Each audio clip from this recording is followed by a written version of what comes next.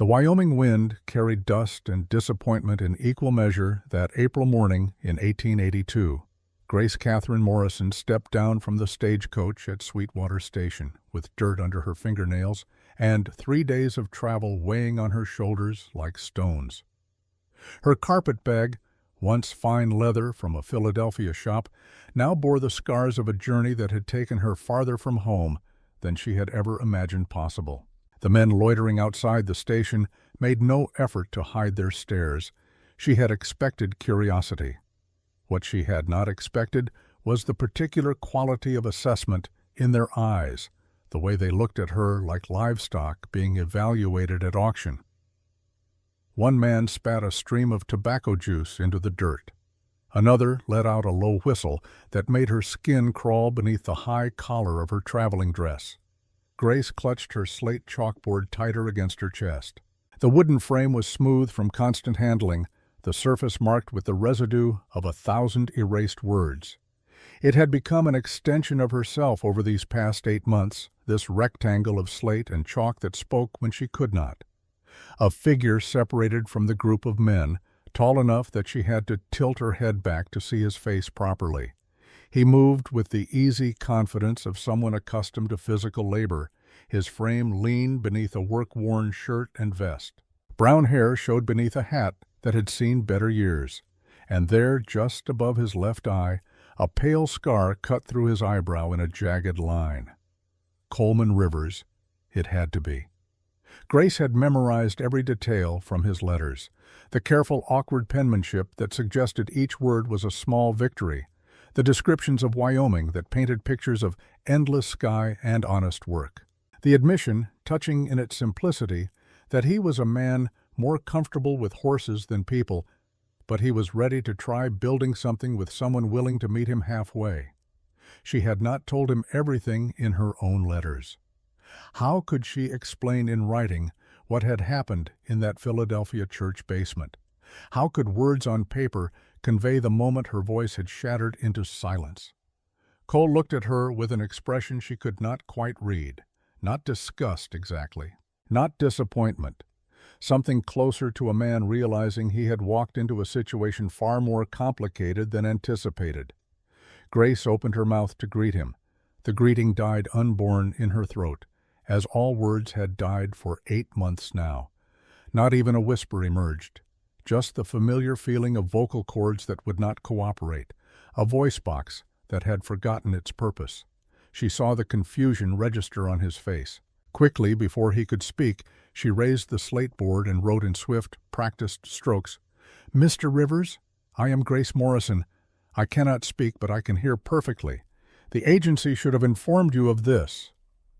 Cole stared at the board. His eyes moved across the words she had written, but something in his expression told her he was not reading them. Not really. He looked at the letters the way a man might look at a foreign language, recognizing shapes without comprehending meaning. A laugh came from the cluster of men behind him, sharp and mocking. "Can't even read what your own bride wrote, Rivers?" The speaker was a younger man, perhaps 25, with the kind of easy handsomeness that suggested he had never had to work hard for female attention. His smile was cruel in the way of men who had found a weakness and intended to exploit it. Cole's jaw tightened. A muscle jumped beneath the skin. For a moment, Grace thought he might swing at the other man.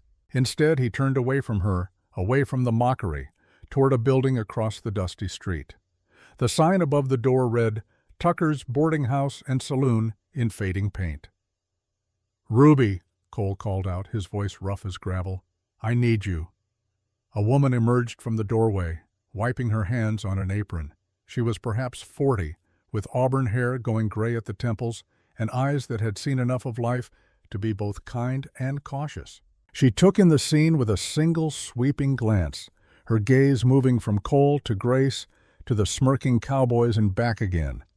Ruby crossed the distance between them with purposeful steps. She took the slate board from Grace's hands without asking permission, read the words written there, and her expression shifted into something fierce. "Lord have mercy," Ruby breathed. She looked at Cole, and something passed between them, understanding perhaps. or shared recognition of a situation spiraling beyond control. "Cole, honey, did you know?" "Know what?" Cole's voice was tight. Ruby read the words aloud. Each syllable landed like a stone in still water, sending ripples through the gathered crowd. "I cannot speak, but I can hear perfectly.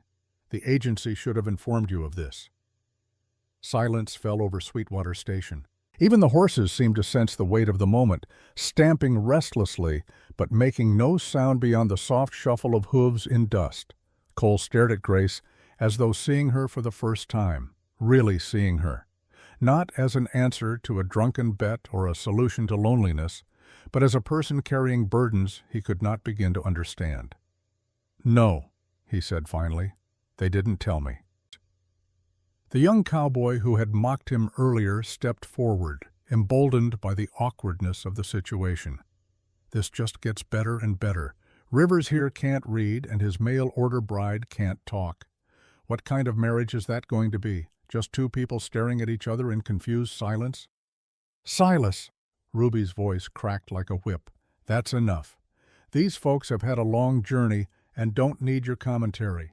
Make yourself useful somewhere else, or make yourself scarce." "I don't much care which." Silas held up his hands in mock surrender, but his grin did not fade. "Just making observations, Miss Ruby. No harm intended." "The road to hell is paved with observations made by fools," Ruby shot back. She turned to Grace, her expression softening. "Come on, child. Let's get you inside, get you some water, and a chance to wash the road off. Cole, you coming?" Cole nodded, but he did not move immediately.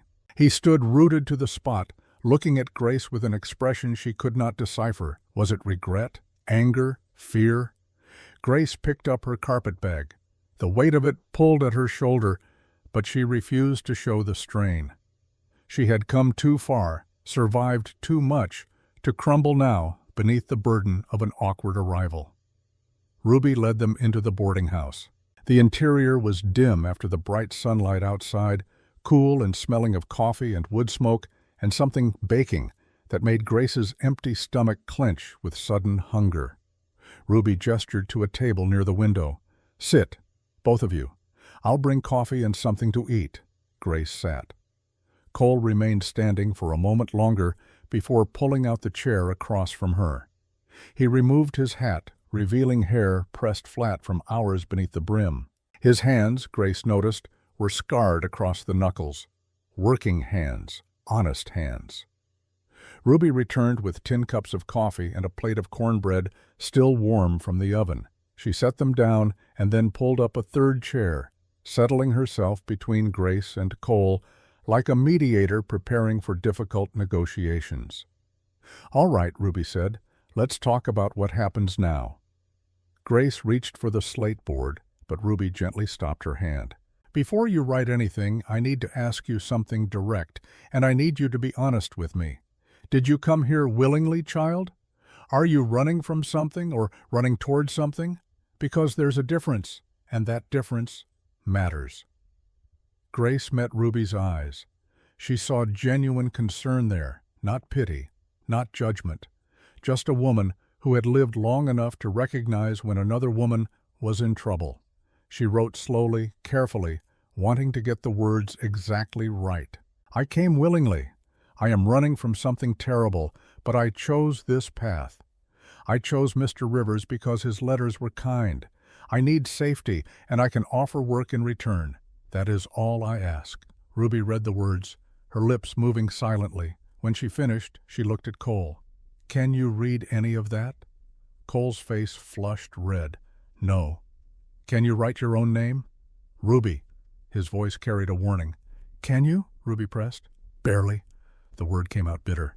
"I can make the letters. Don't always get them in the right order." Ruby turned back to Grace. "And you, honey, when you say you cannot speak, do you mean you were born this way, or is this something that happened to you?" Grace's hand trembled slightly as she wrote. "It happened 8 months ago. A man hurt me. My voice has not worked since."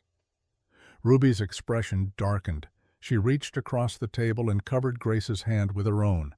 The gesture was brief, almost businesslike, but the warmth of it nearly broke something in Grace's chest. "I'm sorry that happened to you," Ruby said quietly, "and I'm sorry this arrival wasn't what you hoped for. But here's what I need both of you to understand. The agency that brought you together, they played both of you false. They didn't tell Cole about your voice, and I'm guessing they didn't tell you about Cole's reading, did they?" Grace shook her head. "So here you both sit. Two people who got something different than what they expected. Now you have to decide if you want to make the best of it, or if you want to call this whole thing off before it goes any further. Grace, you can stay here at my boarding house for as long as you need while you figure things out. Cole won't pressure you, and any man who tries will answer to me. Cole, you can go back to the ranch and tell Hank this didn't work out. Nobody would blame you." Cole looked at Grace. Really looked at her this time, his winter sky eyes searching her face as though trying to read a language written in expressions rather than words. "Can you cook?" he asked. The question was so unexpected that Grace blinked. She nodded. "Can you sew? Mend clothes?" Another nod. "Can you handle hard work? Ranch work is different from city work. Long hours, rough conditions, especially for someone not used to it." Grace reached for the slate board. Her handwriting was fierce. "I am stronger than I look. I do not fear hard work. Do you fear a wife who cannot speak?" Cole read the question over Ruby's shoulder, or rather, had Ruby read it to him. His mouth twitched in something that might have been the ghost of a smile. "I've spent most of my life around horses and cattle," he said. "Spent months on trail drives where nobody talked much because there wasn't much to say. Silence doesn't scare me, but I need to know if you're scared of me." Grace considered the question. She looked at this man with his scarred hands and weathered face, this stranger she had agreed to marry based on awkward letters and desperate hope. Was she scared? Yes, but not of him. She was scared of what might happen if she went back. Scared of her uncle finding her. Scared of spending the rest of her life running. She wrote carefully, "I am scared of many things. You are not one of them." Ruby read the words aloud. The tension in Cole's shoulders eased slightly. "Then I guess we try," Cole said. "We try making this work, and if it doesn't, we figure something else out. But I won't send you back to whatever you're running from, Grace. That much I can promise." It was not a declaration of love. It was not even particularly romantic. But it was honest, and in that moment, honesty was worth more than poetry. Grace extended her hand across the table. Cole looked at it for a moment before taking it in his own. His palm was calloused, his grip firm but careful. They shook hands like business partners sealing a contract. Ruby stood, satisfaction evident in her expression. "Well then, that's settled.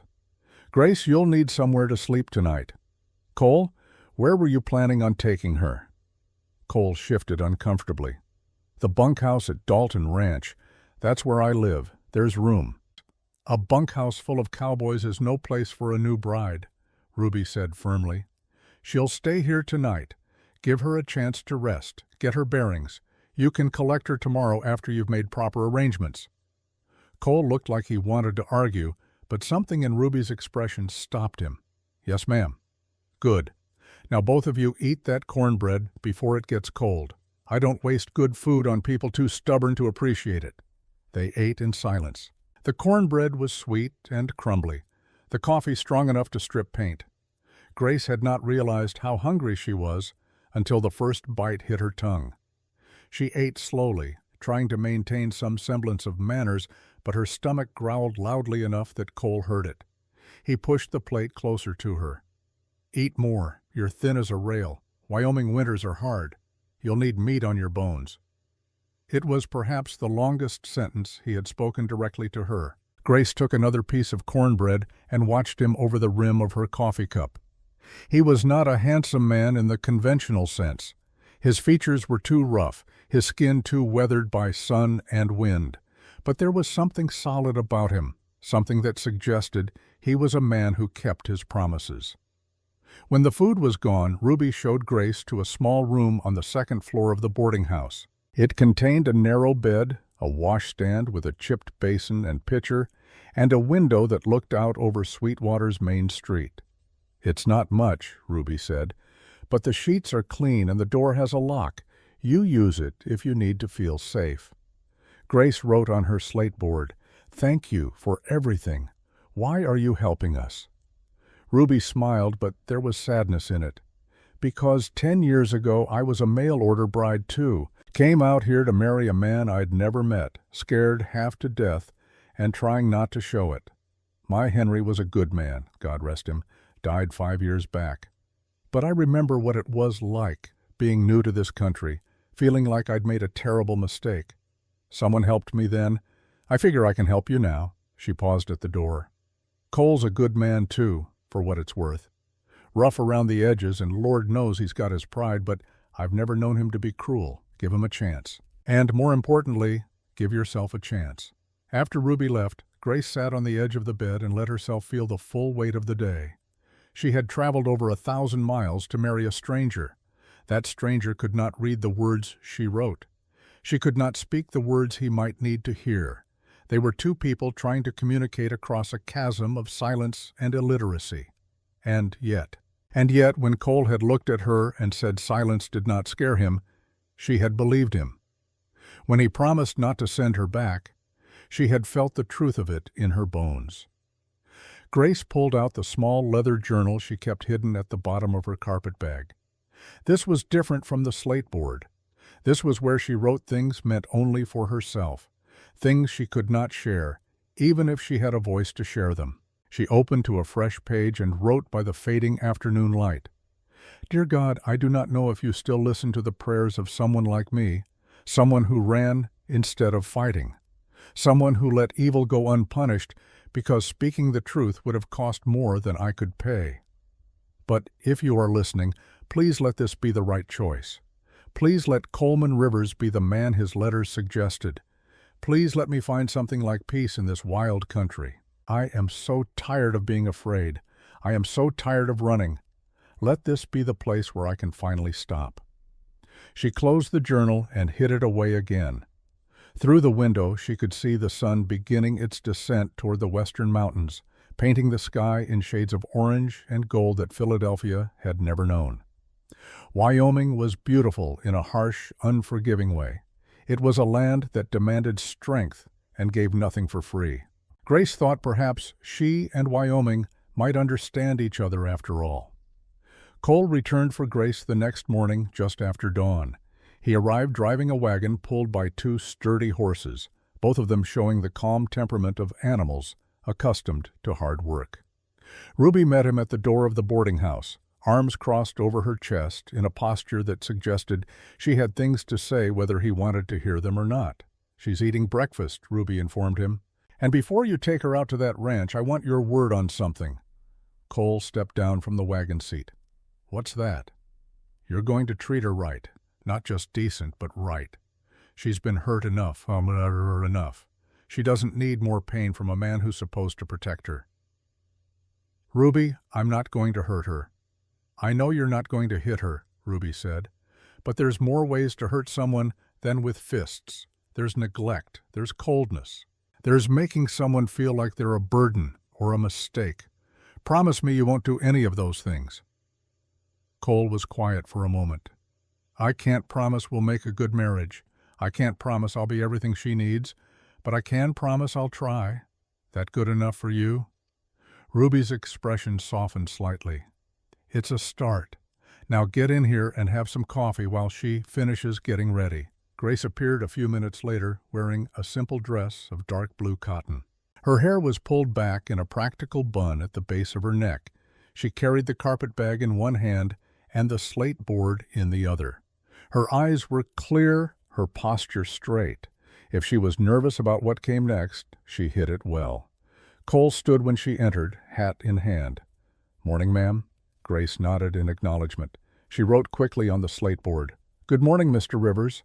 I am ready to go when you are." Ruby read the words aloud, then hugged Grace with unexpected fierceness. "You remember what I told you last night. You need anything, you send word. I'm not far, and I don't abandon friends." The journey to Dalton Ranch took 2 hours along a road that barely deserved the name. The wagon rocked and swayed over ruts deep enough to swallow a man's boot. Grace gripped the edge of the wooden seat and tried not to think about how far they were traveling from town, from civilization, from any help if things went wrong. Cole did not speak much during the ride. He pointed out landmarks when they passed them. A creek where the water ran clear and cold even in summer. A stand of cottonwoods that provided shade for cattle in the hot months. A rocky outcropping where eagles nested. Grace listened and nodded, but mostly she watched the land unfold around them. It was so different from Philadelphia, so open. The sky seemed impossibly vast, stretching from horizon to horizon without interruption. The grass rippled in waves beneath the constant wind, golden and green and brown, depending on how the light hit it. There was a beauty here, but it was not a gentle beauty. It was the beauty of things that survived against odds, that bent beneath storms and came back stronger. They crested a low rise and the ranch spread out before them. It was larger than Grace had expected. A main house of log construction sat at the center, solid and weathered. Behind it stood a massive barn, several smaller outbuildings, and a long, low structure that Cole pointed to. "Bunkhouse," he said, "where the Hands live. That's where I've been sleeping." Grace wrote on her slate board. "And where will I sleep?" Cole pulled the wagon to a stop in front of the main house. Before he could answer, the front door opened and a man stepped out onto the porch. He was perhaps 50, barrel-chested and broad-shouldered, despite a pronounced limp in his left leg. His hair was iron gray, his face deeply lined from years of sun and wind, but his eyes were sharp and kind as they settled on Grace.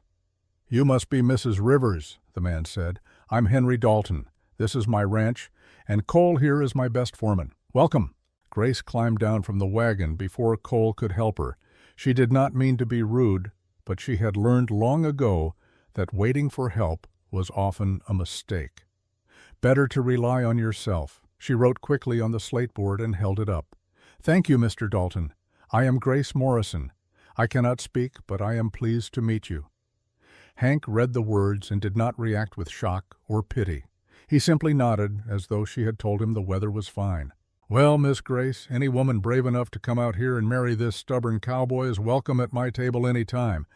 Now, Cole mentioned you two were planning to stay in the bunkhouse, but that won't do. Not proper for a lady. You'll stay here in the main house with me. I've got plenty of room, and it's not right for a new bride to be sleeping with a dozen snoring cowboys." Cole started to protest, but Hank held up a hand. "Before you argue, think about it practical. Grace needs privacy. She needs a place where she can wash and dress without worrying about who might walk in. You can visit during the day, court her proper-like, but nights she stays here where it's respectable." Grace wrote on the slate board. "I do not wish to be a burden, Mr. Dalton. If my husband sleeps in the bunkhouse, I will do the same." Hank read the words and smiled. "You're not a burden, young lady. You're doing me a favor. This house has been too quiet since my wife passed. Be nice to have another soul around who can't argue with me." He winked to show he was teasing. Grace felt some of the tension in her shoulders ease. There was something reassuring about Henry Dalton, something that reminded her of her father before the fever took him. Cole helped carry Grace's carpetbag into the house. Hank showed her to a small bedroom on the first floor. It was simply furnished with a bed, a dresser, a washstand, and a window that looked out toward the mountains. "It's not fancy," Hank said, "but the mattress is good and the roof doesn't leak. Make yourself at home." After Hank left them alone, Cole stood awkwardly in the doorway. Grace could see him struggling with something, trying to find words for a situation neither of them had been prepared for. "I know this isn't what you expected," Cole said finally. "Hell, it's not what I expected either, but we're here now, and we have to figure out how to make it work. I don't know how to be a husband.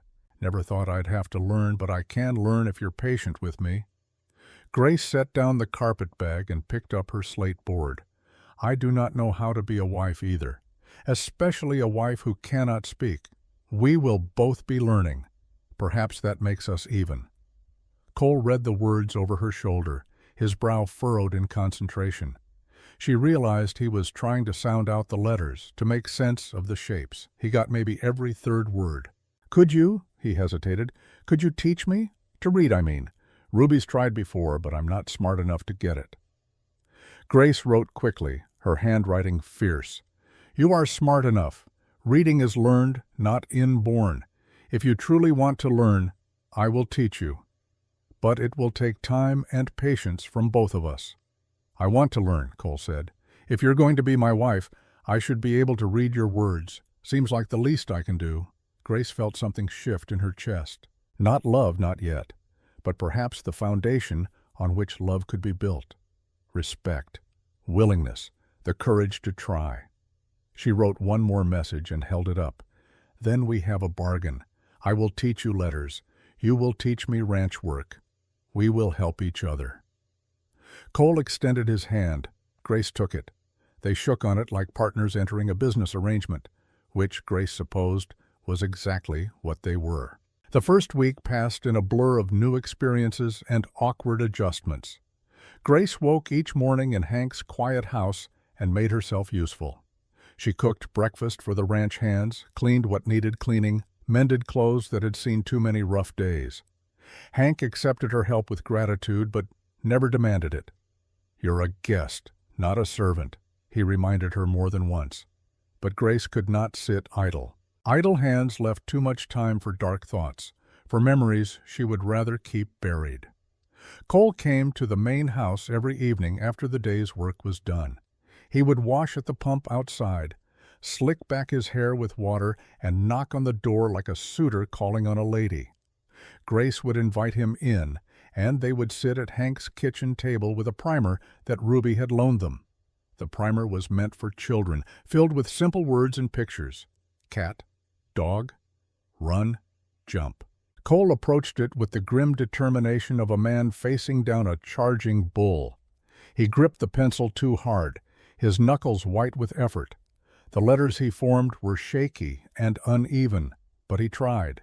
Every night he tried. Grace proved to be a patient teacher.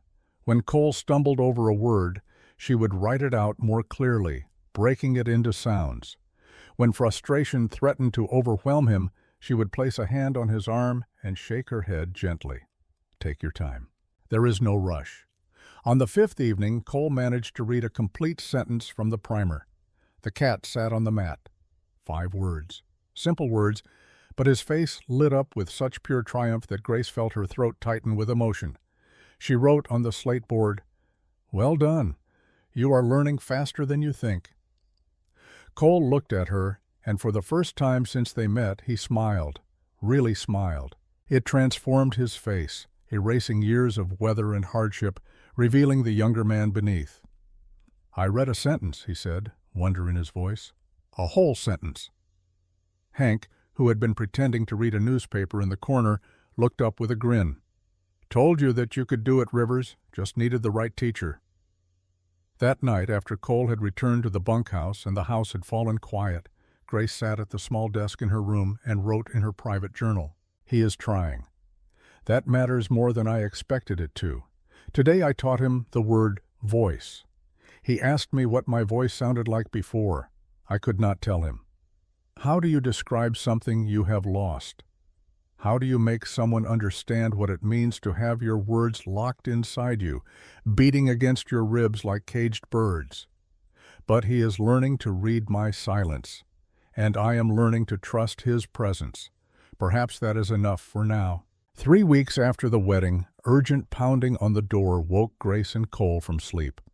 Ruby stood on the porch, her face ashen, fear stark in her eyes. "It's Daisy," Ruby's voice broke. "Burning with fever. There's a rash. Grace, I think it's scarlet fever." The doctor was 2 days away in Laramie. Grace grabbed her bag, the medical supplies her father had taught her to use when tending sick parishioners. For 5 days and nights, Grace barely slept. She sponged Daisy's burning skin with cool water every hour, brewed willow bark tea to bring down the fever, kept the room dark to protect light-sensitive eyes, changed sweat-soaked sheets, whispered silent prayers over the restless child. Cole came every evening after ranch work, bringing fresh water, food that Grace barely touched.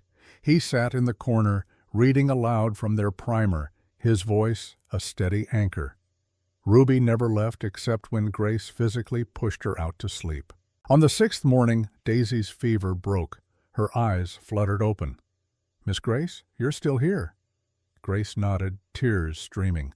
She wrote, "I will always be here when you need me. That is what family does." Ruby sobbed with relief, gathering her daughter close. "Thank you. I don't know how to repay you." Grace wrote, "You already have. You believed me when no one else would.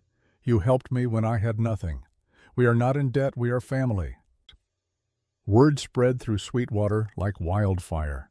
The silent woman had saved Ruby Tucker's daughter through 5 days of tireless care. Women who had been distant now sought her advice. Men tipped their hats with genuine respect. The following Sunday at church, the congregation greeted Grace with warmth that had not existed before. She was no longer just Cole's mail-order bride. She was Grace Rivers, the woman who saved Daisy Tucker, a valued member of the community. The second week brought a change in routine. Cole asked if Grace would like to accompany him on his rounds of the ranch. Hank encouraged it. "She should know the land," Hank said. "Should understand what ranch life really means. Can't live here without knowing the bones of the place." Grace had ridden horses before, though not in many years. Cole saddled a gentle mare named Molly, gray with a white star on her forehead. He adjusted the stirrups for Grace's shorter legs and helped her mount, his hands steadying her waist with careful propriety. They rode out together into the morning, the sun still low in the east, casting long shadows across the grassland.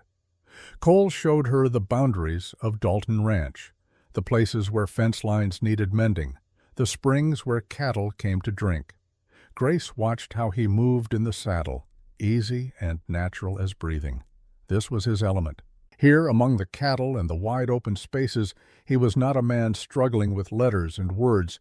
He was competent, confident, completely himself. They stopped at midday beside a creek to let the horses drink and rest. Cole produced jerky and hardtack from his saddlebag, dividing it between them with mathematical precision. As they ate, Grace wrote on her slateboard, "Why did you really ask for a mail-order bride? The truth." Cole looked at the words for a long time. Grace could see him trying to parse them, to pull meaning from the shapes. She pointed to key words helping him. "You. Ask. Bride. Why?" Understanding dawned on his face. He looked away, toward the distant mountains, and Grace thought he might not answer. Then he spoke, his voice quiet beneath the sound of running water. "It was a bet," he admitted. "Stupid bet with some of the other hands. They said I was too rough, too ignorant, that no woman would ever have me. I got angry, got drunk. Said I could find a wife by summer. They laughed. So I wrote to the agency. Ruby helped me with the letter. Figured I'd prove them wrong." He turned to face her, and the shame in his expression was raw and honest. "I know that's a terrible reason. I know you deserve better than being someone's way to win a bet. But then you showed up, and you were real. Not some idea I could back out of. You were a real person who'd traveled 1,000 miles because I'd made a promise. And I realized I couldn't just walk away. Wouldn't be right." Grace absorbed this information, turning it over in her mind. She had suspected something like this, some reason beyond loneliness or genuine desire for a wife. Men did not advertise for brides without cause. She wrote carefully, "So I am a mistake? Something you regret?"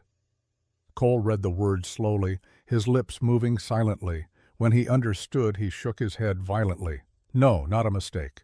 A surprise, maybe. Something I didn't plan for, but not a mistake. These past 2 weeks, teaching you about the ranch, learning to read with you, it's been good. Better than I expected. You're not what I thought a wife would be, but maybe that's because I never really thought about it. Maybe what I got is better than what I imagined." Grace felt something warm unfold in her chest. She wrote again, "What if I told you the agency was my escape? That I needed to run from something terrible, and marriage to a stranger seemed safer than staying where I was?" Cole considered this. Then I'd say we're both running. Me from being alone, you from whatever hurt you. Maybe that's as good a reason as any to try making this work." They sat together in companionable silence, listening to the creek and the wind and the distant lowing of cattle. Grace realized that this was the longest conversation they had ever had, despite the fact that only one of them had spoken aloud. They were learning each other's rhythms, finding ways to communicate across the barriers that separated them. On the ride back to the ranch, something startled the cattle in the near pasture. A coyote, perhaps, or a snake in the grass. The herd began to shift and mill, their low sounds escalating into something that bordered on panic. Cole reacted instantly, spurring his horse toward the disturbance. Grace followed without thinking, her body remembering old riding lessons from a childhood that seemed impossibly distant now. Cole positioned himself between the cattle and the fence line, waving his hat, his voice cutting through the chaos with sharp, authoritative commands. The cattle responded to his certainty, their panic subsiding into nervous shuffling. Grace found herself on the opposite side, mirroring his movements without conscious thought. She could not shout commands, but she waved her arms, made herself large and loud through motion alone. The cattle moved away from the fence, back toward safer ground. When the crisis had passed and the herd had settled, Cole rode over to Grace. His face showed something close to awe. "You didn't panic," he said. "Most folks, first-time cattle spook, they freeze up or run. You helped." Grace shrugged. She wrote on the slate board, "You needed help. I helped. That is what partners do." "Partners." Cole repeated the word like he was testing its weight. "Yeah, I guess that's what we are." That night, Ruby visited the ranch bearing a basket of fresh bread and news from town. She found Grace and Cole at the kitchen table, bent over the primer in the lamplight. Cole was laboriously writing his own name, while Grace watched with patient encouragement. Ruby set down the basket and smiled. "Well now, look at you two, almost like a real married couple." "We are a real married couple," Cole said without looking up from his work. "Or we will be soon as we can get to a preacher." "Have you two discussed when that might be?" Ruby asked. "The legal part, I mean?" Grace and Cole exchanged glances.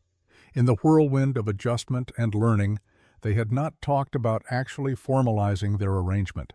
It had seemed like something that could wait, something to figure out later.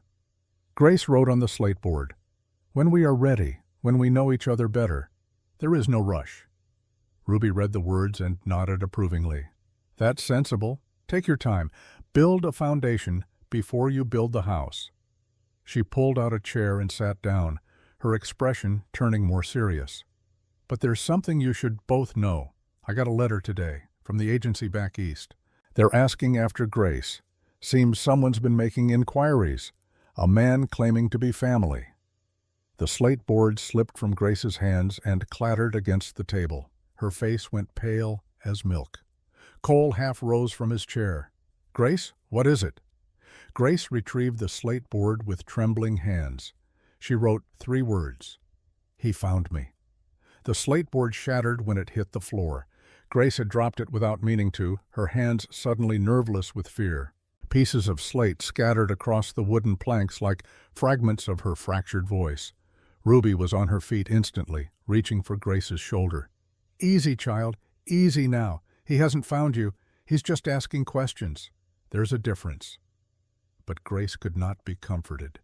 She knelt on the floor, gathering the broken pieces of slate with hands that shook so badly she could barely hold them. The board had been her voice for 8 months. Without it, she was truly silenced. Cole knelt beside her, his large hands covering hers. "Stop, you're going to cut yourself." Grace looked at him with eyes gone wide and dark with panic. She opened her mouth, trying desperately to force sound through a throat that had forgotten how. Nothing emerged but a thin, reedy wheeze that made her eyes fill with tears of frustration and fear. "Hank!" Cole called over his shoulder. "Get paper and a pencil, quick!" Hank moved faster than his bad leg usually allowed, returning with supplies from his desk.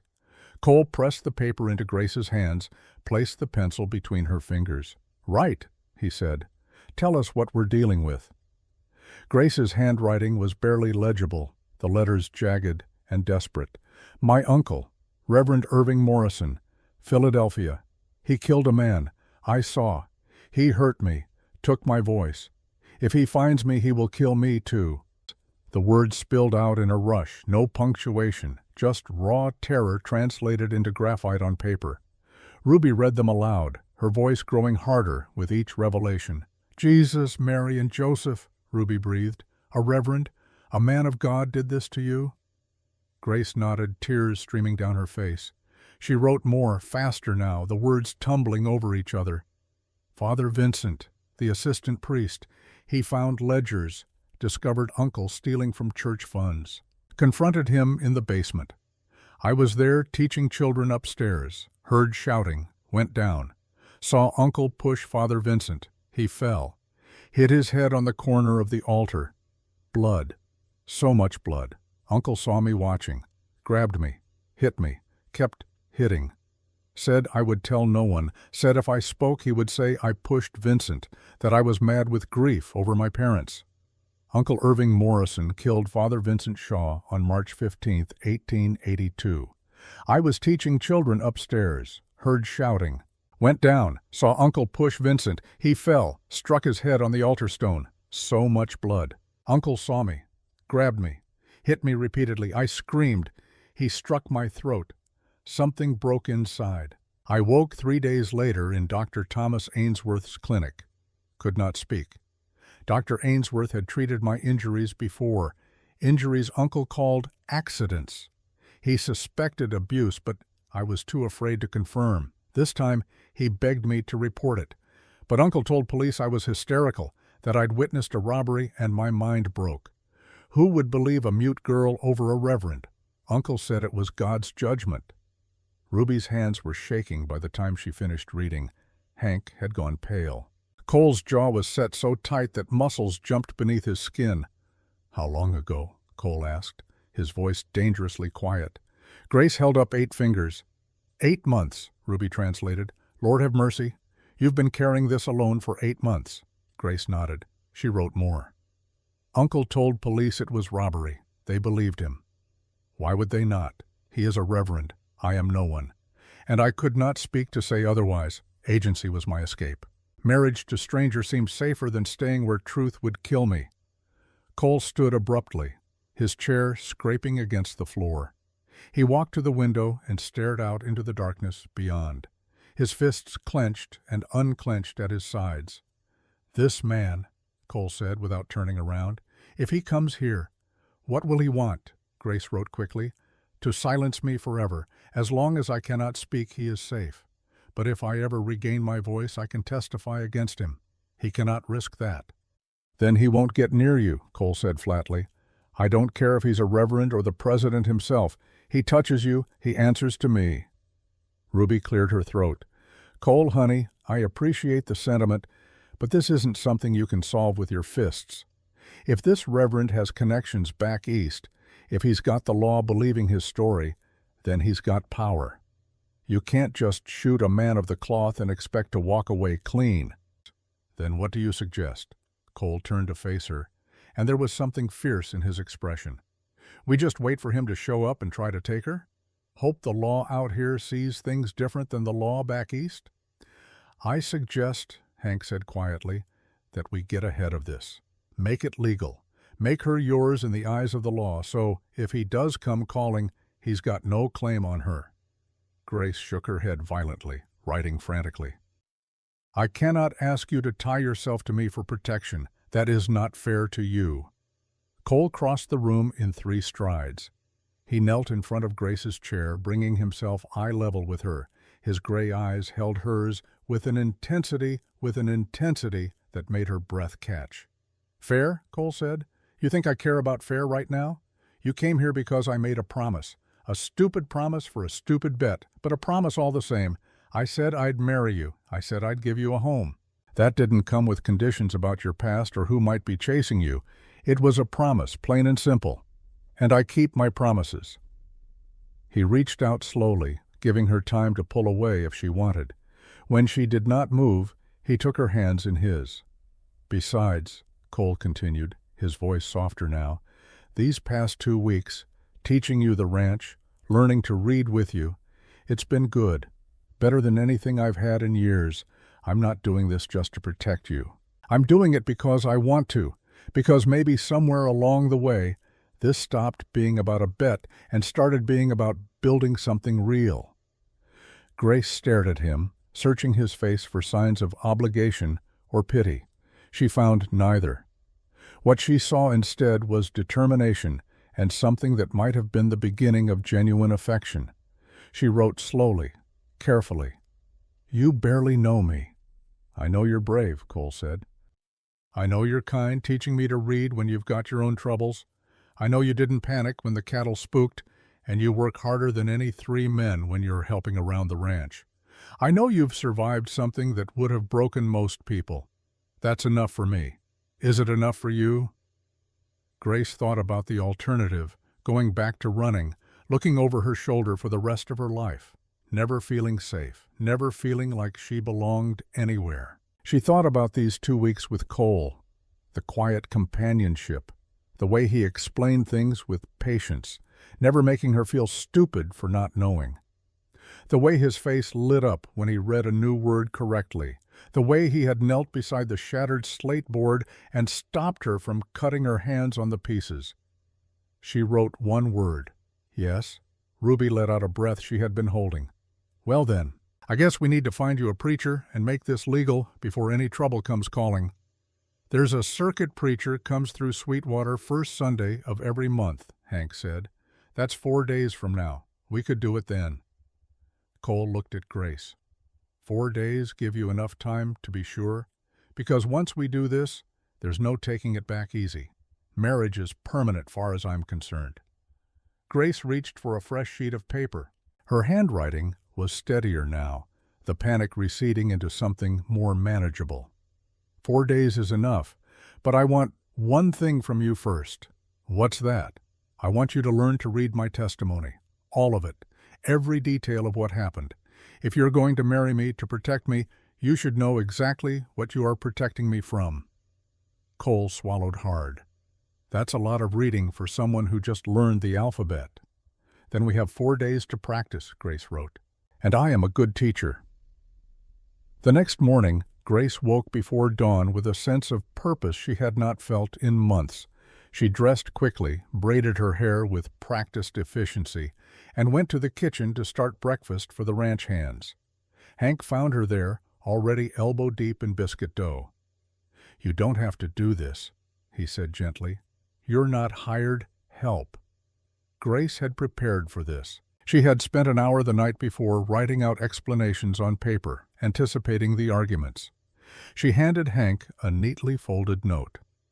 "I need to work. Idle hands give me too much time to think, too much time to remember. Please let me help. It makes me feel useful instead of like a burden." Hank read the note twice, then folded it carefully and tucked it into his shirt pocket. "All right, but you're not a burden, and I don't want you thinking that way.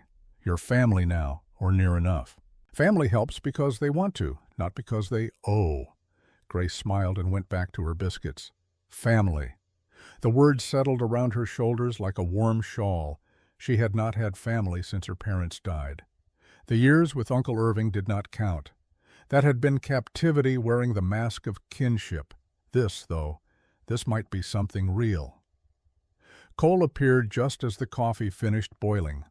He looked like he had not slept much, shadows dark beneath his eyes. But he was freshly shaved and his hair was still damp from washing at the pump.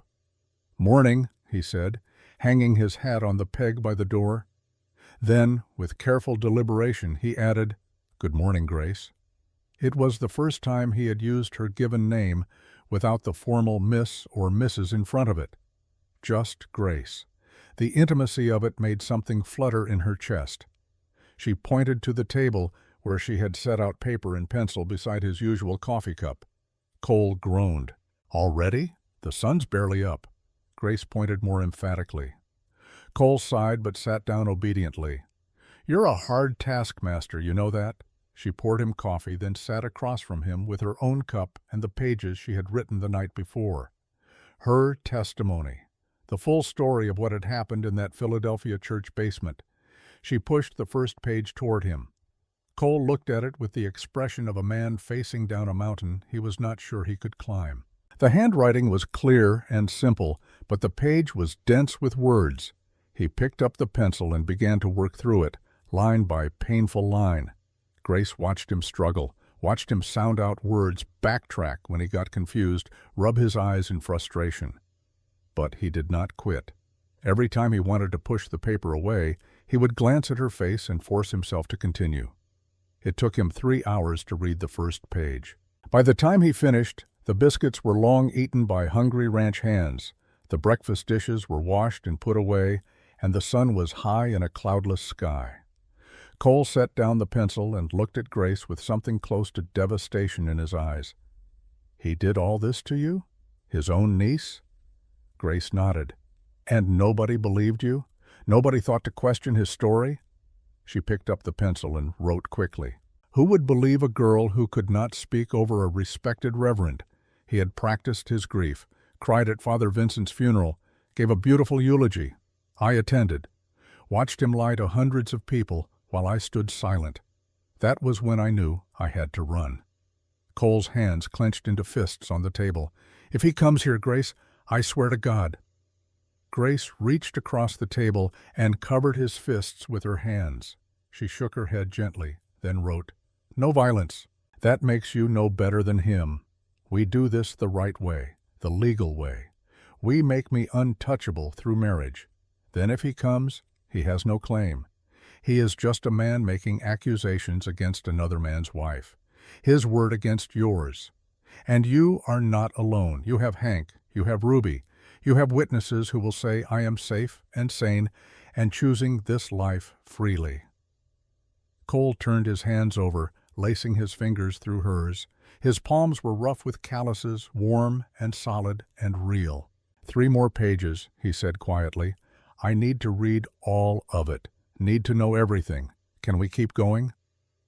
They worked through the rest of the morning and into the afternoon. By the time the shadows began to lengthen toward evening, Cole had read all 4 pages. His face was drawn, his eyes red from strain and suppressed emotion. But he had done it. He had read her entire testimony, every brutal detail. "You're the strongest person I've ever met," Cole said when he finally set down the last page. "You know that? To survive this, to keep going, to come out here and start over, that takes more courage than I've got." Grace wrote quickly, "You are learning to read at 31 years old. That takes courage too. We both have our battles." Cole managed a tired smile. "I guess we do. Makes us a good match, maybe. 2 people too stubborn to give up." That evening, Ruby arrived with her daughter Daisy in tow.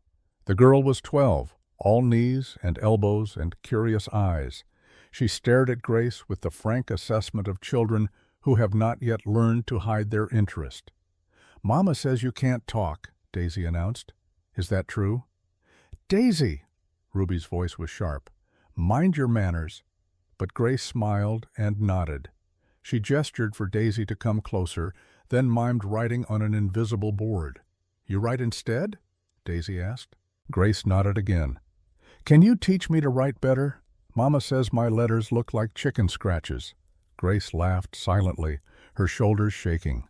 She held up her hands in a gesture of agreement and saw Daisy's face light up with delight. "Really? You'll teach me?" Grace nodded emphatically. She looked at Ruby for permission. Ruby smiled with a mixture of amusement and relief. "If you've got time to teach this wild thing, I'd be grateful. Lord knows I've tried, but she won't listen to her mother." For the next hour, while Ruby and Cole and Hank talked quietly at the other end of the kitchen table, Grace sat with Daisy and worked on penmanship. The girl was bright and eager, her earlier boldness giving way to concentration as she tried to form perfect letters. "Miss Grace?" Daisy said after a while, not looking up from her paper. "Mama said something bad happened to you back east. That's why you can't talk?" Grace's hand stilled on the paper. She glanced toward Ruby, who had gone pale. "Daisy, that's private," Ruby started, but Grace held up a hand to stop her. She wrote carefully, "Yes, something bad happened, but I am safe now. Your mother and Mr. Rivers are making sure of that." Daisy read the words slowly, her lips moving. When she looked up, there were tears in her young eyes.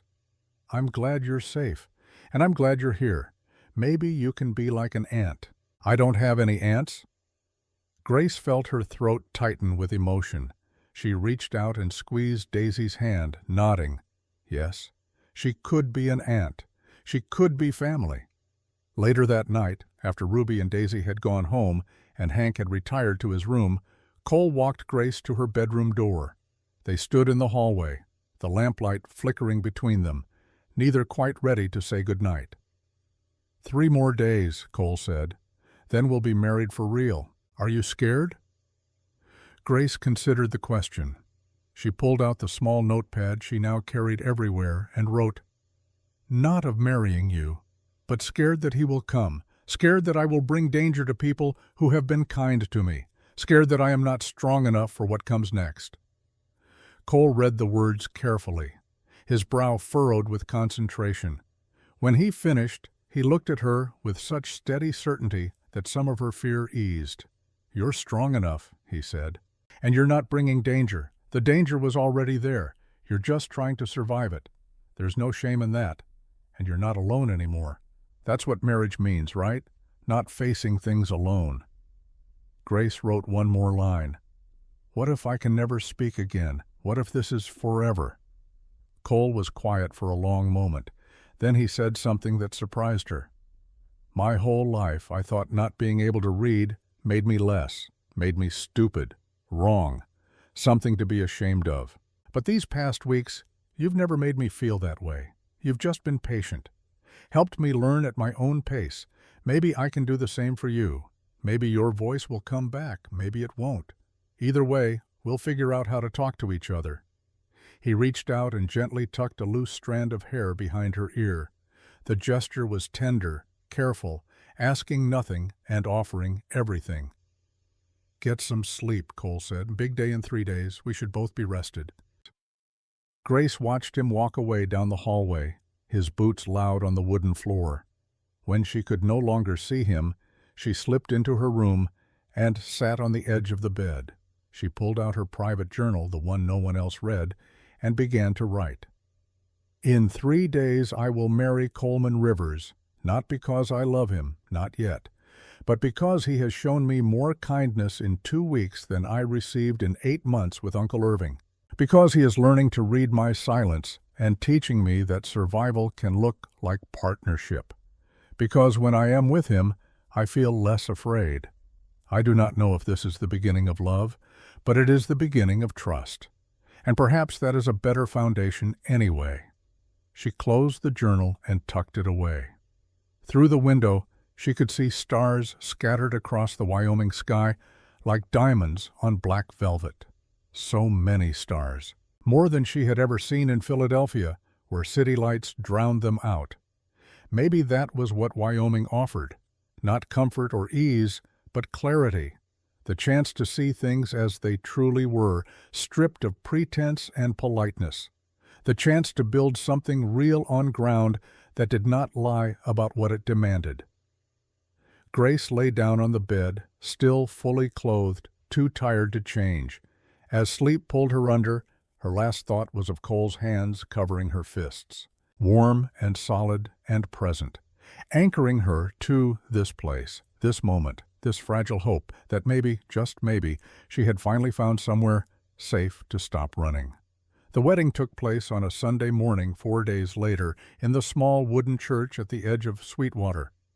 The building was humble, barely more than 4 walls and a roof, with simple wooden pews and windows that let in the fierce Wyoming sun.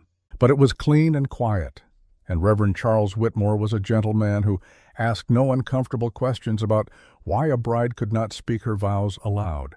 Grace wore a dress that Ruby had altered overnight, taking in the waist and hemming the skirt of a gown that had belonged to Ruby's own wedding day. It was simple calico in a soft blue that matched Grace's eyes, with pearl buttons running up the back and lace at the collar that Ruby had added as a gift. "Something borrowed," Ruby had said, pinning Grace's hair into an elegant twist, "and something blue. Now you just need something old and something new.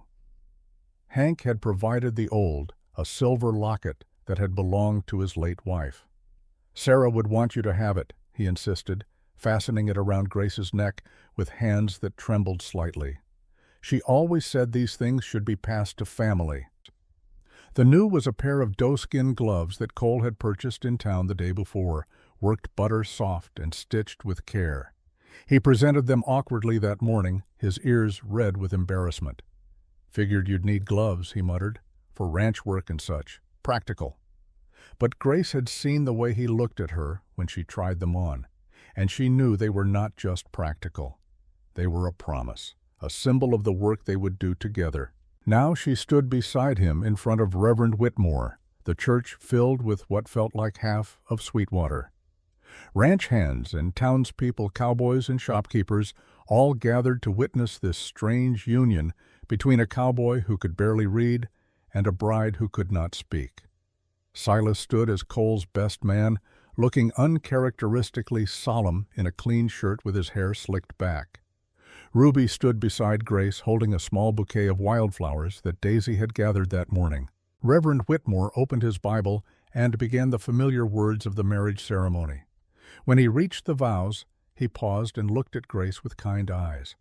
"I understand you cannot speak the traditional vows, my child, but Reverend Tucker here has explained that you can write your consent. Is that acceptable to you?" Grace nodded. Ruby handed her a slate board, a new one that Cole had commissioned from the general store, with a wooden frame bound in leather and a good piece of slate that would not shatter easily. Grace wrote carefully, clearly, so that everyone in the church could see when Ruby held it up. "I, Grace Catherine Morrison, take Coleman James Rivers to be my lawfully wedded husband, to have and to hold from this day forward, for better or worse, for richer or poorer, in sickness and in health, until death do us part. This I pledge with my whole heart." Ruby's voice wavered as she read the words aloud. Daisy sniffled loudly from the front pew. Even Silas looked suspiciously misty-eyed. Reverend Whitmore turned to Cole. "And do you, Coleman James Rivers, take this woman to be your lawfully wedded wife?" Cole's voice rang clear and strong through the small church. "I do. Then, by the power vested in me by the territory of Wyoming, I now pronounce you husband and wife. You may kiss your bride." Cole turned to Grace. His eyes asked a question. She nodded permission. He leaned down slowly, giving her every opportunity to change her mind, and pressed his lips to hers. The kiss was chaste, appropriate for a church full of witnesses, but Grace felt the promise in it, the commitment, the choice to keep choosing each other day after day, whatever came. When they pulled apart, the church erupted in applause and cheers. Hank was grinning so wide his face might split. Ruby was crying openly. Daisy was clapping so enthusiastically she nearly fell off the pew. They signed the marriage certificate in the church vestry, Grace's signature flowing smooth and confident beside Cole's shakier letters. But he managed it, wrote his own name without help, every letter in the right place. Grace squeezed his hand when he finished, pride shining in her eyes. The reception was held at Ruby's boarding house, tables pulled together and laden with food that the women of Sweetwater had prepared. Roasted chicken and fresh bread, pies made with the last of the summer berries, a cake that Mrs. Chen from the general store had baked with 3 layers and careful frosting. Grace moved through the celebration in a daze of happiness and disbelief. People came up to congratulate her, speaking slowly and clearly, understanding that she could hear even if she could not respond. She smiled and nodded and wrote "thank you" so many times her hand cramped. Cole stayed close to her side, his presence solid and reassuring. When men tried to pull him away for drinks and jokes, he declined politely. "I'm staying with my wife," and he said, and the way he said wife made Grace's heart do strange things in her chest. As the afternoon wore on and the sun began its descent toward the mountains, the crowd thinned. Ranch hands headed back to their duties, families collected tired children, shopkeepers returned to their stores. Ruby shooed the last stragglers out with promises that the leftover food would be available tomorrow. Hank pulled Cole aside while Ruby helped Grace out of the wedding dress and into something more practical for the ride back to the ranch. "I've got something for you two," Hank said, pressing an envelope into Cole's hand. "Don't open it here. Wait until you're private." Cole started to protest, but Hank held up a hand. "Just take it. You've earned it 100 times over, and this is my choice to make. Now go on and collect your bride. Take her home." They rode back to Dalton Ranch in the wagon as the sky painted itself in shades of orange and purple and gold. Grace sat close to Cole on the bench seat, close enough that their shoulders touched. Neither spoke. The silence between them was comfortable now, familiar, filled with understanding rather than awkwardness. When they reached the ranch, Cole helped Grace down from the wagon and then hesitated, clearly uncertain about what came next. They were married now, legally bound. But they had not discussed sleeping arrangements, had not talked about what marriage might mean beyond the protection it offered. Grace solved the problem by taking his hand and leading him to the main house. Hank had made himself scarce, his horse gone from the barn, and a note on the kitchen table. "Gone to town. Be back tomorrow evening. House is yours. Congratulations, H." Cole read the note slowly, sounding out each word. Then he remembered the envelope Hank had given him. He pulled it out and opened it with Grace, watching curiously. Inside was a deed for 160 acres of land on the northern edge of Dalton Ranch, signed over to Coleman and Grace Rivers, dated that very day. Cole stared at it in disbelief.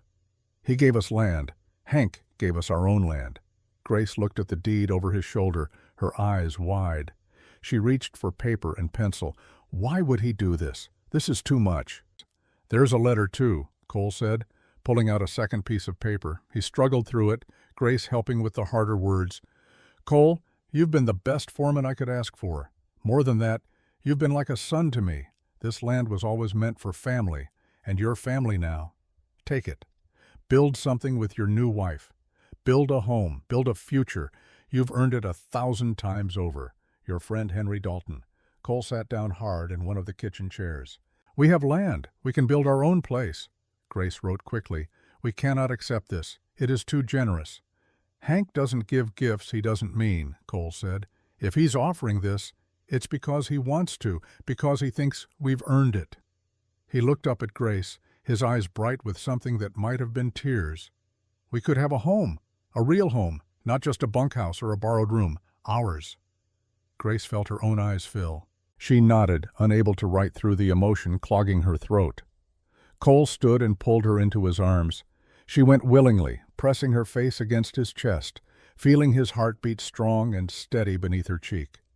His arms wrapped around her, careful and protective, asking nothing and offering everything. They stood like that for a long time, holding each other in the quiet kitchen while the last light faded from the sky and stars began to emerge. Finally, Cole pulled back enough to see her face. "Grace, I want you to know something. We're married now, legal and proper. But that doesn't mean I expect anything you're not ready to give. We can take this slow, figure out what being married means for us. There's no rush." Grace wrote on the pad she still carried everywhere. "What if I want there to be a rush?" Cole blinked in surprise. "What?" Grace's cheeks flushed pink, but she wrote more. "You have been kind and patient. You have protected me and taught me and never made me feel like a burden. You learned to read so you could understand my words. You married me to keep me safe. I am not afraid of you, Cole. I am grateful for you. And I think maybe I am starting to love you." Cole stared at the words, reading them twice to make sure he understood correctly. When he looked at her again, his expression was raw with emotion. "You think you're starting to love me?" Grace nodded. "Well," Cole said, his voice rough, "that's good. Because I know I'm starting to love you. Have been for a while now, if I'm honest." He cupped her face in his calloused hands, thumbs brushing her cheekbones. "Can I kiss you again? Not in a church with people watching? Just us? Just you and me?" Grace smiled and nodded. Cole leaned down and kissed her, and this time there was no restraint. This was a kiss between two people who had chosen each other against all odds and common sense. A kiss that tasted of hope and trust and the beginning of something that might actually last. When they finally broke apart, both breathing hard, Cole rested his forehead against hers. "I don't know how to be a good husband," he admitted. "Don't know the first thing about it. But I'll try. I'll try every day to be what you need." Grace pulled back and wrote, "And I will try to be what you need. We will learn together, the way we learn everything, with patience and time and trust." They spent their wedding night in separate rooms, but that did not make the commitment any less real. Grace lay in her bed now wearing a simple gold band on her finger and felt safer than she had in 8 months. She was Grace Rivers now, protected by law and by a man who had proven himself worthy of trust. In his own room down the hall, Cole lay awake and thought about the land Hank had given them. Thought about building a cabin, about starting a herd of their own, about making something that would last. He thought about Grace's words that she was starting to love him, and felt a fierce protectiveness rise in his chest. If her uncle came looking, he would find a married woman with a husband willing to defend her. He would find a community that had witnessed her vows and accepted her as one of their own. He would find that Grace had roots here now deeper than he could easily tear up. Tomorrow they would start planning their future. Tomorrow they would begin building their home on the land Hank had given them. Tomorrow they would take another step forward together.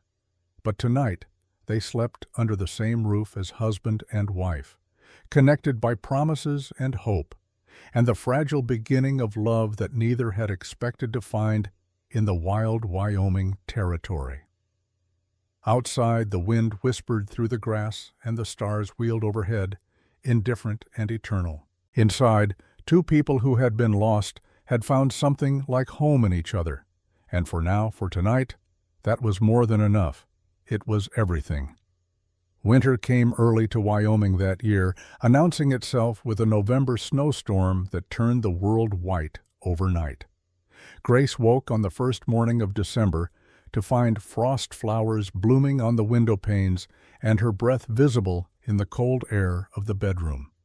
She had been married to Cole for 6 weeks. In that time they had broken ground on their cabin, situated on a gentle rise with views of the mountains to the west and a small creek running through the property. The walls were up now, though the roof was not yet finished. Cole worked on it every spare moment, determined to have it weatherproof before the worst of winter set in. Grace had fallen into the rhythm of ranch life with surprising ease.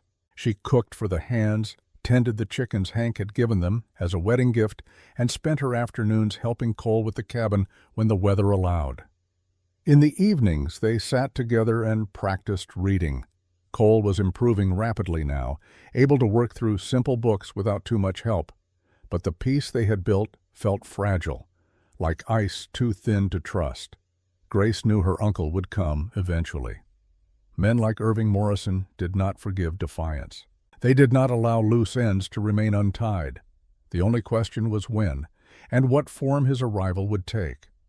The answer came on a gray afternoon 3 days into December. Grace was at the main house kneading bread dough when she heard horses approaching, not the familiar sound of ranch hands returning from work, but something different, purposeful, official. She wiped flour from her hands and moved to the window.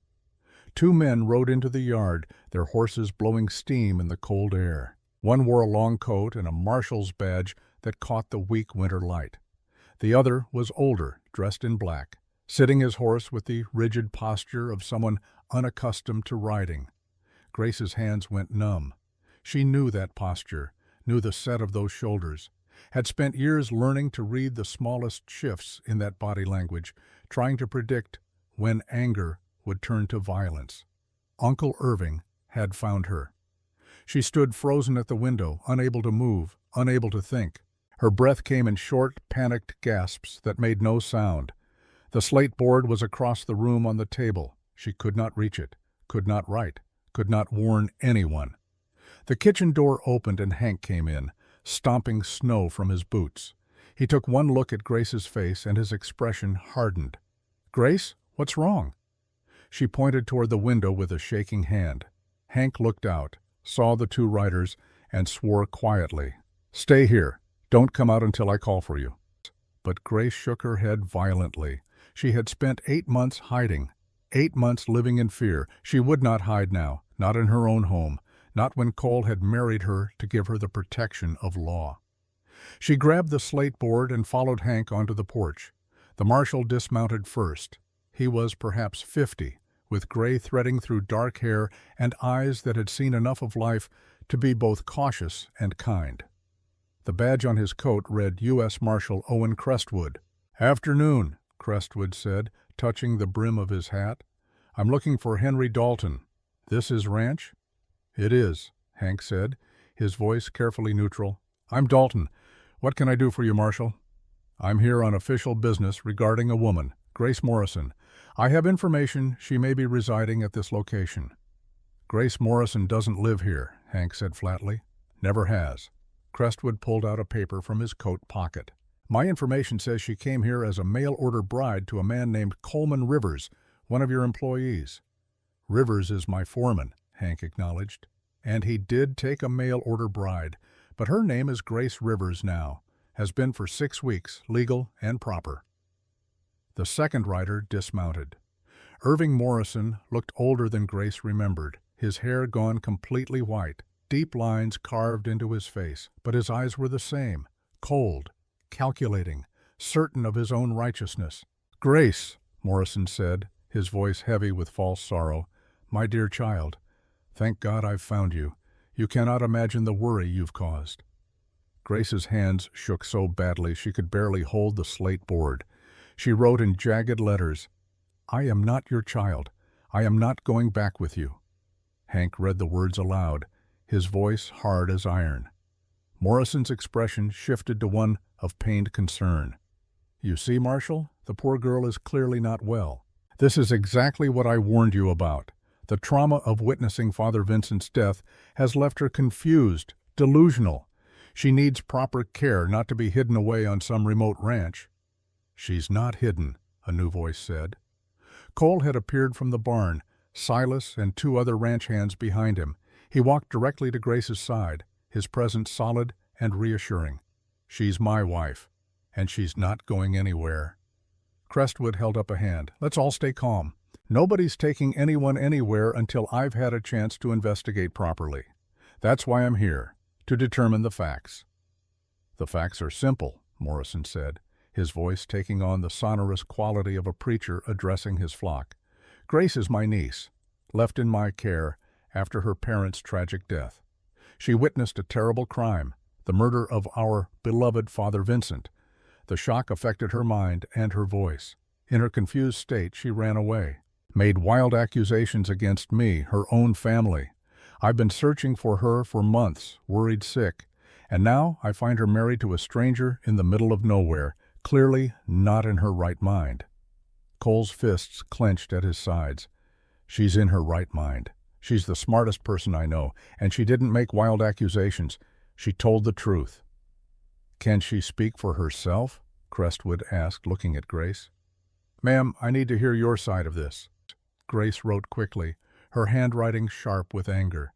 "I cannot speak. My uncle took my voice when he beat me after I witnessed him murder Father Vincent Shaw.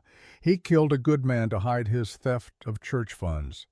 Then he blamed me, said I was mad with grief, said if I ever accused him, I would hang for murder. So I ran. I found safety here. I found a husband who treats me with kindness and respect. I am not confused. I am not delusional. I am finally free." Hank read every word aloud, his voice growing stronger with each sentence. Morrison's face flushed red. "These are the ravings of a sick mind, Marshal. She needs medical attention, not encouragement, in her delusions." "If she's so sick," Cole said quietly, "why did you wait 8 months to come looking? Why did you let a delusional woman run across the country alone if you were so worried about her welfare?" Morrison opened his mouth, closed it again. For the first time, uncertainty flickered across his features. Crestwood watched this exchange with sharp eyes. "Reverend Morrison, when you filed your report with the Philadelphia police, you said Father Vincent was killed during a robbery. Is that correct?" "Yes, a terrible tragedy." "And you said your niece witnessed it and went into shock?" Precisely. But you didn't mention she had accused you of the crime? Morrison hesitated. She was not in her right mind. I did not want to embarrass her with public knowledge of her delusions. That's convenient, Crestwood said dryly. He turned to Grace. Ma'am, I'd like to see your testimony written out in full. Everything you remember. Dates, times, details. Can you do that? Grace nodded emphatically. And I'll need to speak with people who've known you since you arrived here. Get a sense of your state of mind, whether you seem confused or delusional. I can help with that, a woman's voice called out. Ruby was walking up the road from town, Daisy beside her. Behind them came Reverend Whitmore and Mrs. Chen from the general store. I've known Grace since the day she arrived. She's the sanest person I've met. Taught my daughter to write, helped nurse half the town through fever last month, runs this household better than most women with twice her advantages. Daisy pushed forward. Miss Grace isn't crazy. She's kind and smart, and she listens better than anyone because she can't talk back. That's a joke, she added quickly. She laughs at my jokes even though she can't make sound. You can see it in her face. Reverend Whitmore stepped up onto the porch. Marshal Crestwood, I married Coleman and Grace Rivers 6 weeks ago. I spoke with Grace extensively before the ceremony. She was clear-minded, certain of her choice, and fully aware of what marriage meant. If she was delusional, I would not have performed the ceremony. Morrison's confident expression was beginning to crack. These people barely know her. They've been taken in by her act, the same as everyone. I'm her family. I know her history. I know her tendencies toward hysteria and fantasy. Funny thing about that, Crestwood said, pulling another paper from his coat. Before I rode out here, I did some investigating of my own, sent some telegrams back east, and I got an interesting response from a doctor in Philadelphia, a Dr. Thomas Ainsworth. Said he treated Grace Morrison multiple times over the years. Said he documented injuries consistent with severe physical abuse. Said he urged her several times to report it to the authorities, but she was too frightened. The color drained from Morrison's face. Crestwood continued, his voice hardening. Ainsworth also said that before Father Vincent died, the priest came to see him, asked about Grace's injuries, said he was gathering evidence because he suspected Reverend Morrison of abuse. Vincent died 2 days later. Quite a coincidence. That doctor is mistaken, Morrison said, but his voice had lost its certainty. He misunderstood the situation. Did he also misunderstand the letter Vincent sent him? The one Ainsworth kept locked in his office safe, dated the day before Vincent died, saying he had discovered financial irregularities in the church accounts and confronted you about them. The letter that says, and I quote, "If anything happens to me, investigate Reverend Morrison." The silence that fell over the yard was absolute. Even the wind seemed to hold its breath. Morrison looked at the faces surrounding him, hostile faces, accusing faces, the faces of people who believed a silent woman over a man of God. Something broke in him. The righteous mask crumbled away, revealing the desperate man beneath. I didn't mean to kill him, Morrison said, his voice barely a whisper. He was going to ruin me, destroy everything I'd built. I panicked. I pushed him. He fell. It was an accident. And the girl? Crestwood asked quietly. Beating your niece until she lost her voice, was that an accident too? Morrison's face twisted. She saw. She was going to tell. I couldn't let her. The church, my reputation, everything would have been destroyed. I had to make sure she stayed silent. So you beat her, Crestwood said, and when that didn't work, when she ran, you came after her, not to help her, not because you cared, but because you were afraid she'd find her voice again and tell the truth. Morrison sank down onto the porch steps, his head in his hands. I thought I was protecting the church. I thought I was doing God's work. But somewhere along the way, I became the very thing I preached against. I became a monster. Grace stared at her uncle, this man who had terrorized her for so long. She expected to feel triumph, vindication. Instead, she felt only a deep, weary sadness. She wrote on the slate board and held it up. I forgive you. The words hung in the cold air, impossible and true. Morrison looked up, tears streaming down his face. How can you forgive me? After everything I did. Grace wrote more. Because carrying hatred is heavier than you know, and I am tired of carrying heavy things. You will face justice for what you did, but I will not let you steal any more of my peace. I forgive you, not for your sake, for mine. Crestwood placed Morrison under arrest, reading him his rights in a voice that carried no emotion. As the marshal led Morrison to his horse, the broken reverend looked back at Grace one last time. "I'm sorry," he said. "For whatever it's worth, I'm truly sorry." Grace nodded once. She did not write anything more. There was nothing left to say. After Crestwood and Morrison rode away, the small crowd that had gathered began to disperse. Ruby hugged Grace fiercely. Daisy squeezed her hand. Reverend Whitmore offered a quiet prayer of thanksgiving. When everyone had gone except Cole and Hank, the three of them stood on the porch and watched the sun break through the clouds, painting the snow-covered landscape in gold. "It's over," Cole said, his arm around Grace's shoulders. "He can't hurt you anymore." Grace wrote on the slate board. "It was never really him I was running from. It was the fear, the belief that I deserved what happened, that I was powerless to stop it. But I am not powerless. I am here. I am safe. I am loved. That is everything." Hank cleared his throat gruffly. "Well then, I suppose we should get back to work. That cabin won't build itself, and Winter's not going to wait for us to finish talking." Cole laughed, the sound bright and free. "You're right. Come on, Grace, let's go home." They walked together across the snow toward the unfinished cabin on the rise, their cabin, their home. Built on land given freely, on promises kept, on trust earned one small moment at a time, and for the first time in 8 months, Grace felt the fear release its grip on her heart. She was free. Not because her uncle was arrested, not because justice had finally prevailed, but because she had chosen to forgive, chosen to let go, chosen to step forward into a future that was hers to write. Spring came to Wyoming with gentle insistence, melting snow revealing brown grass that would soon turn green. Grace stood in the doorway of the completed cabin and breathed in air that smelled of earth and growing things and possibility. The cabin was small but solid, one large room with a sleeping loft above and a stone fireplace that Cole had built with his own hands. Simple furniture filled the space, a table and chairs Hank had given them, a bed frame Cole had constructed, a rocking chair that Silas had surprised them with as a late wedding gift. But the detail Grace loved most was the windowsill in the kitchen area, where 6 small pots sat in a row. She had planted wildflower seeds in them back in February, coaxing them to life through the last of winter. Now tiny green shoots pushed through the soil, reaching toward the light. Wild roses, Ruby had told her when she gifted the seeds. They grow everywhere in Wyoming come summer, hardy things, beautiful but tough, kind of like you. Grace heard footsteps on the porch and turned to see Cole climbing the steps, his arms full of firewood.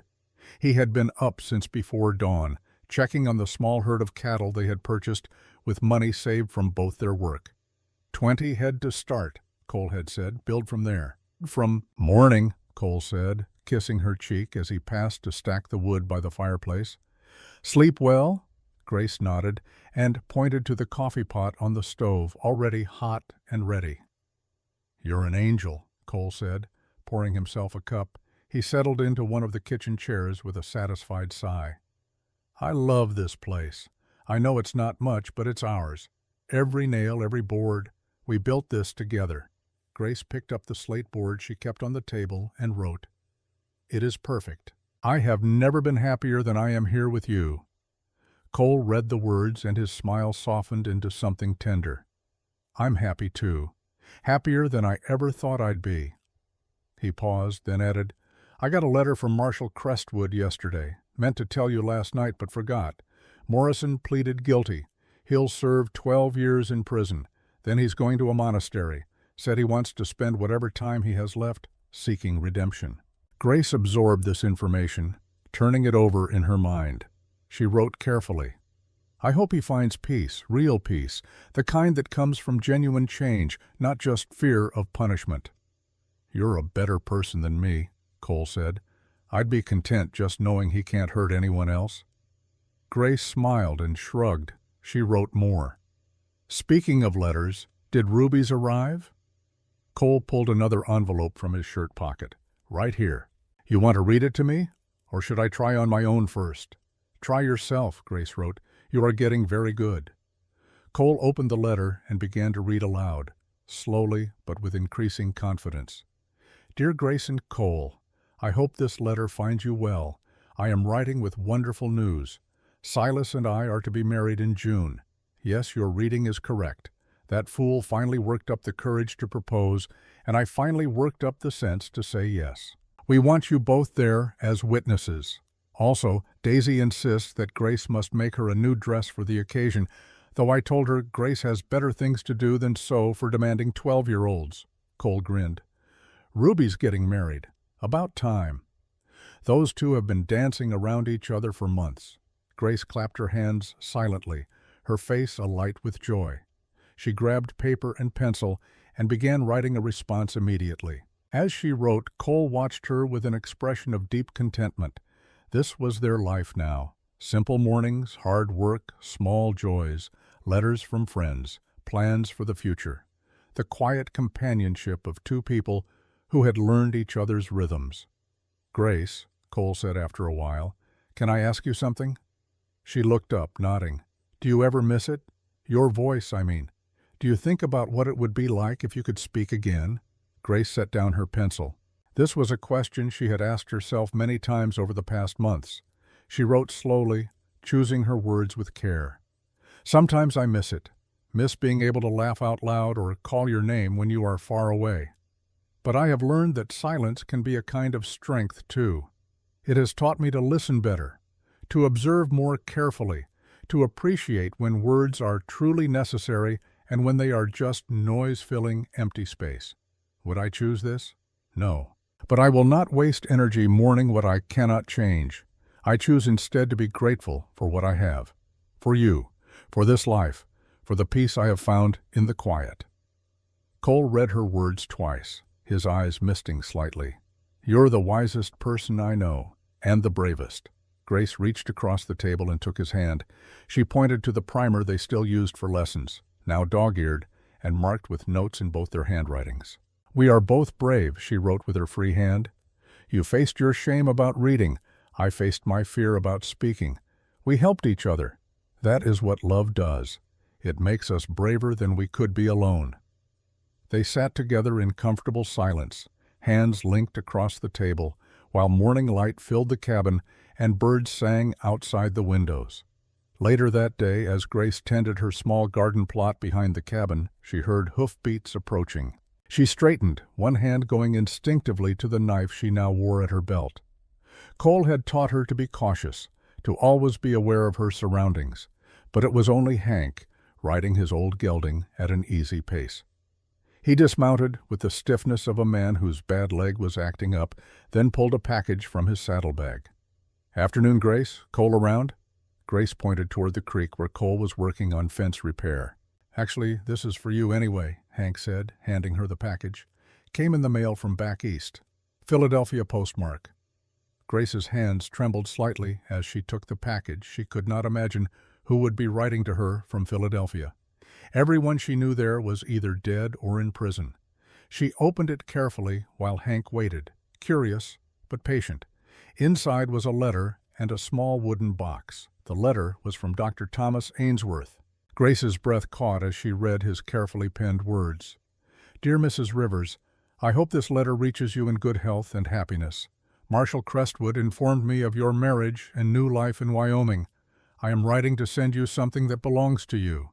After your parents died, they left a small inheritance in trust, to be given to you when you reach the age of 25 or married, whichever came first. Your uncle claimed he was managing it for you, but I discovered after his arrest that he had been slowly embezzling those funds. I was able to recover most of it through legal proceedings. The sum of $300 is enclosed in banknotes. It is yours by right. I hope it serves you well in your new life. I also want you to know that I am sorry I did not do more to help you when you were under your uncle's roof. I suspected abuse, but did not act decisively enough. That failure weighs on me. Please know that you were never to blame for any of what happened. I wish you every happiness in your marriage. Sincerely, Dr. Thomas Ainsworth. Grace opened the wooden box with shaking hands. Inside were neatly bundled banknotes, $300, more money than she had ever seen at once. Hank let out a low whistle. That's a good sum, real good. You could do a lot with that. Grace stood there staring at the money that should have been hers all along. Money her parents had saved and sacrificed to leave for her. Money her uncle had stolen while pretending to care for her welfare. Cole came up from the creek, alerted by Hank's presence. "What's going on?" Grace handed him the letter.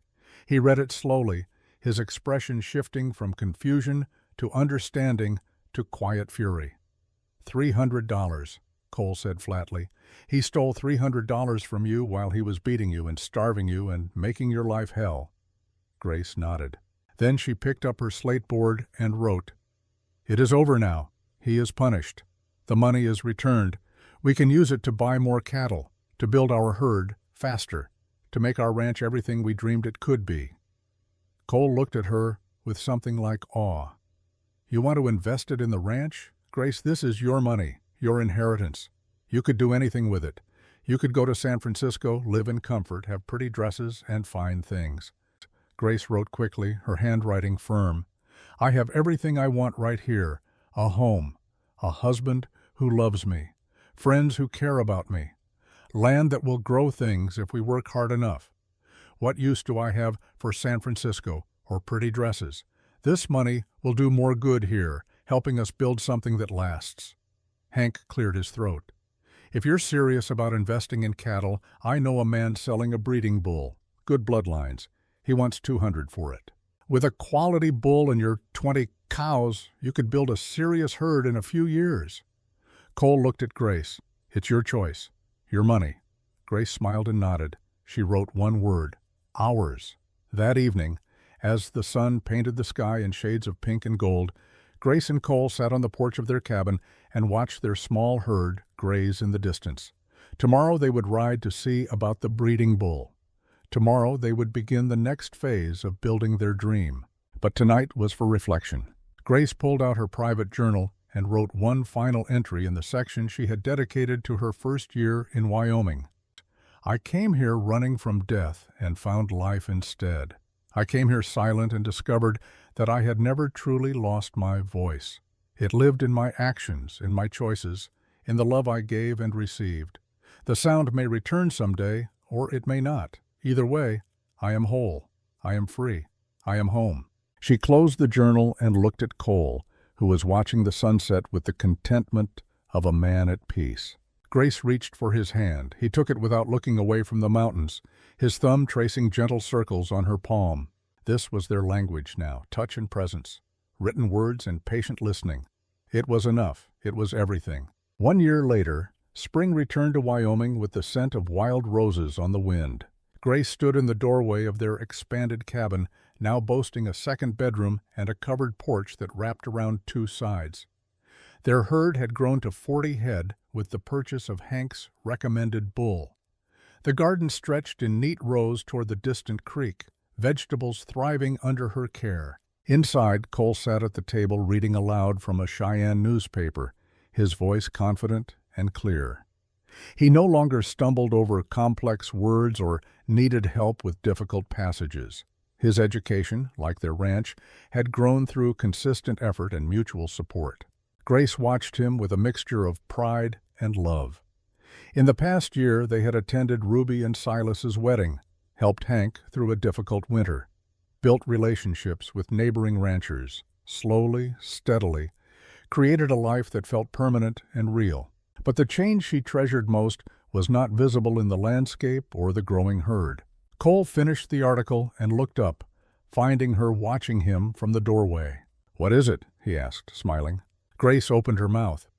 For months she had been practicing in the barn when no one could hear, making sounds that hurt at first, that scraped and rasped like metal on stone. Gradually, Those sounds had become syllables. The syllables had slowly shaped into words. Her voice was not what it had been. It was rougher, quieter, breaking in places where permanent damage remained. But it was hers. "I love you," she said. The words emerged like smoke, thin and wavering, but unmistakably present. Cole's newspaper fell from his hands. He stared at her, his face cycling through shock, disbelief, and finally overwhelming joy. "Grace, did you just—" "I love you," she said again, stronger now. Each word was effort, each syllable a small victory. "Coleman James Rivers, my husband, my home, I love you." Cole crossed the room in 3 strides and pulled her into his arms. Tears streamed down his weathered face as he held her. "Say it again," he whispered. "Please, say anything, everything." "I love you," Grace said against his chest, feeling his heartbeat thunder beneath her cheek. "I love you, I love you." They stood there holding each other while morning light filled the cabin and wild roses bloomed outside the windows, hardy and beautiful and impossible to kill. When they finally pulled apart, Grace touched Cole's wet cheeks and smiled. "My voice came back," she said slowly, carefully. "But I never really lost it.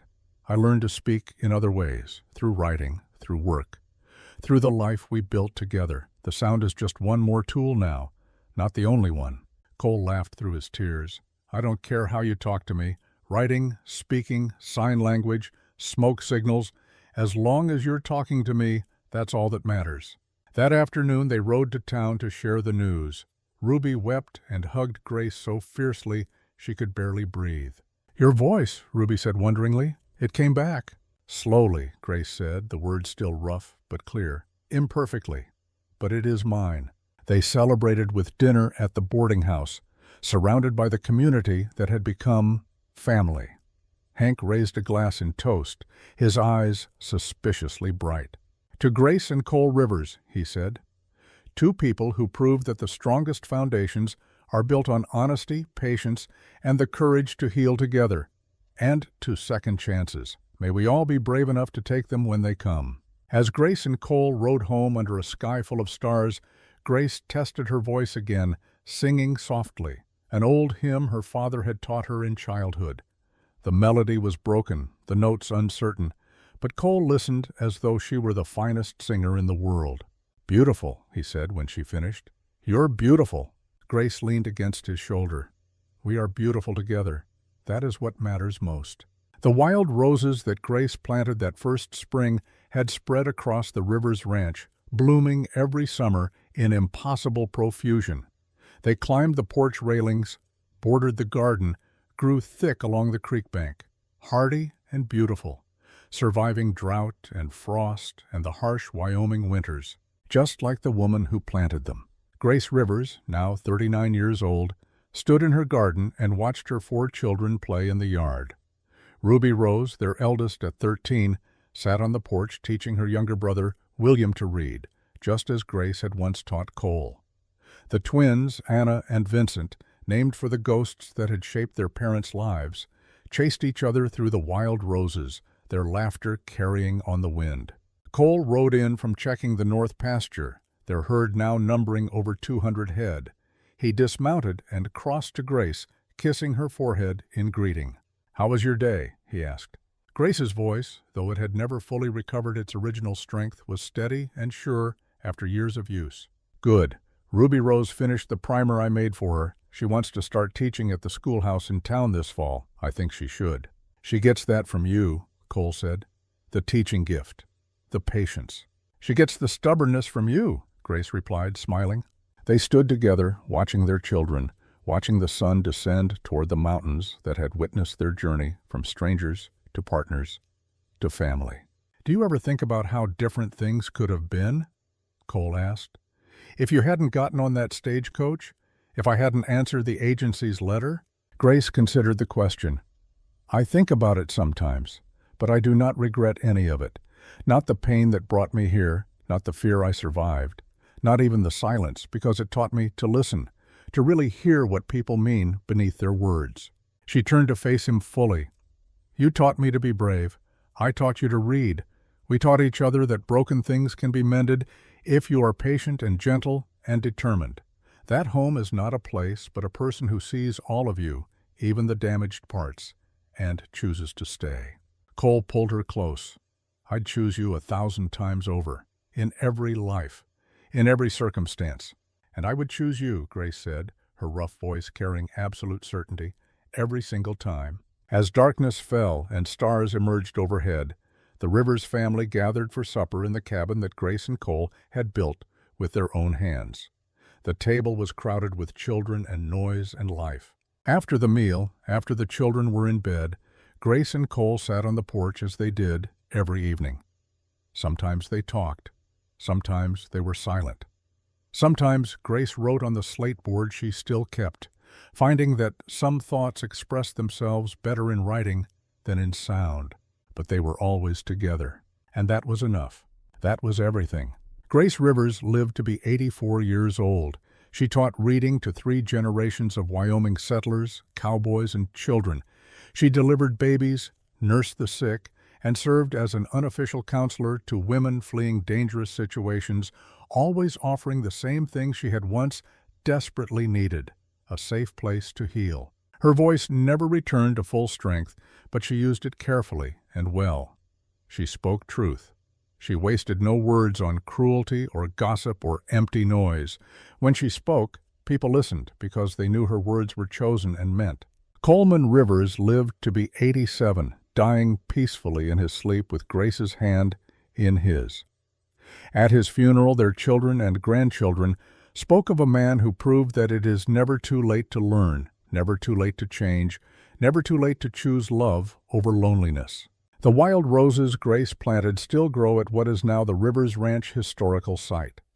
Visitors come from across the country to see the cabin, preserved exactly as Grace and Coleman left it, and to hear the story of the cowboy who learned to read and the silent woman who taught him. It is a love story, but more than that, it is a story about second chances, about healing, about 2 people who were brave enough to build something beautiful from broken pieces.